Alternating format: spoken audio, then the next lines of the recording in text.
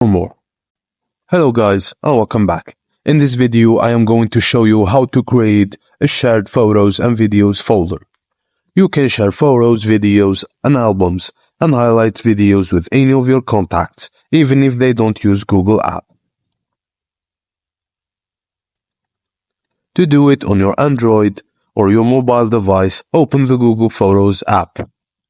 Sign in with your Google account. Select a photo, album or a video. Tap Share. Under Sending Google Photos, select People to share with. To share with one person, tap their name. To find someone specific, tap Search, enter their name, phone number or email address. To share with more than one person, select multiple people.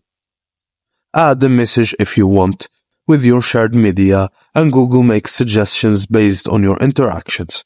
And that's it guys. Thank you for watching and please don't forget to like and subscribe.